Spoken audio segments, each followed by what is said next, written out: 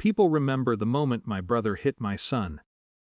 What they don't remember is the silence that followed. It happened at my mother's house, during one of those family lunches that exist mostly out of habit. Plastic chairs, too much rice, conversations that drift between polite and tired. The children were in the living room comparing report cards the way children do, half proud, half nervous. My son sat on the arm of the couch, holding his paper carefully with both hands. His left leg trembled slightly the way it always did when he stood too long. The doctors said the condition would stay with him for life.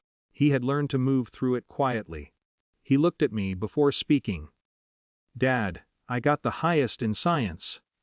There was a small pause in the room. My sister clapped softly.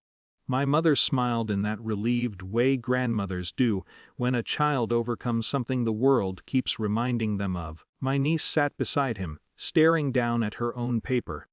My younger brother leaned against the doorway, arms folded.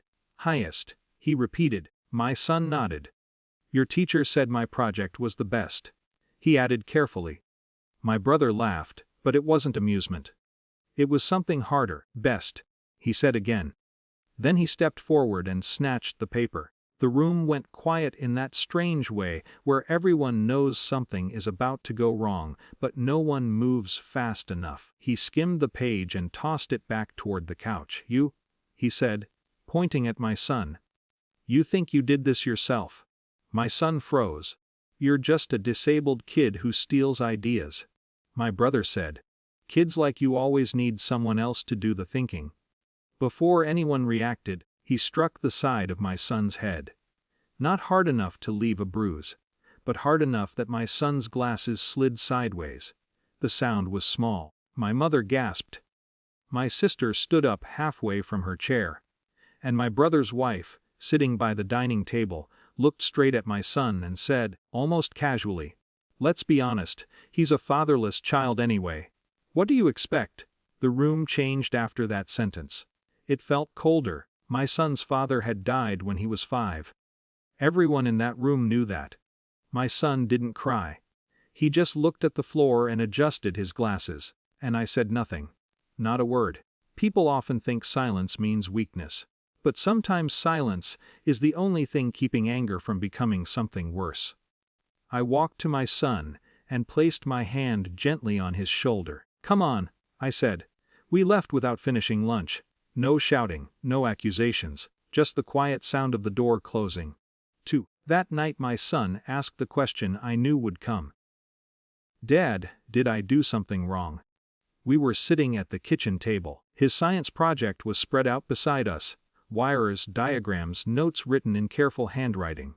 "No," I said. He waited. "Then why did Uncle say I stole it?" I took a long breath.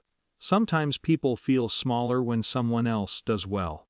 I told him. He looked down at the project again.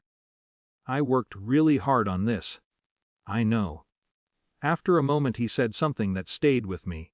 "Are you going to tell him he was wrong?" I shook my head. "Not today." He frowned. "Then when?" I looked at him. "When the right people are watching."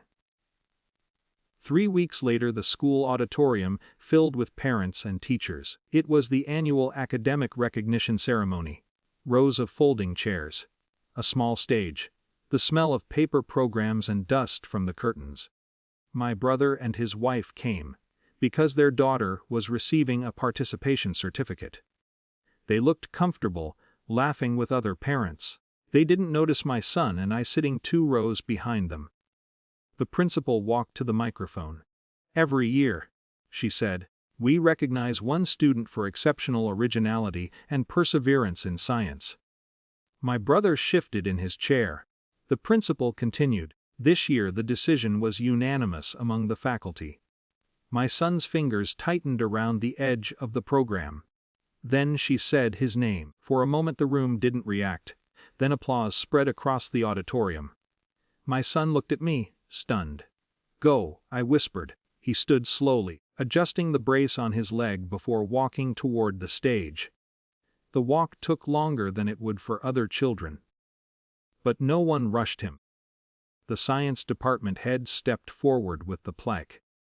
This student designed his project independently, she said into the microphone. Several teachers reviewed his work over multiple weeks. His creativity and persistence were remarkable. She placed the award in his hands. The applause grew louder. I didn't look at the stage. I looked at my brother. His posture had changed.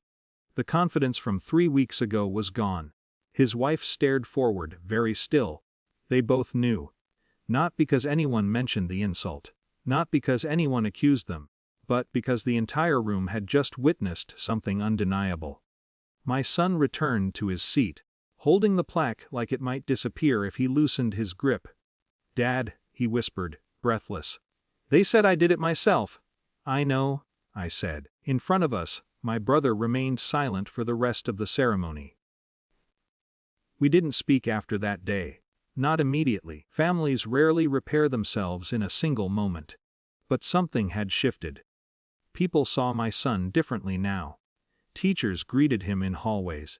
Neighbors mentioned the award. And my brother, for the first time in his life, stopped making jokes about weakness when my son was around. I never demanded an apology. I never brought up the slap. But sometimes, when my brother looks at my son now, there's something in his expression I recognize. Not shame exactly. Something quieter. The awareness that the boy he dismissed stood on a stage while he sat in the audience. And that silence, once mistaken for surrender, had simply been waiting for the right room.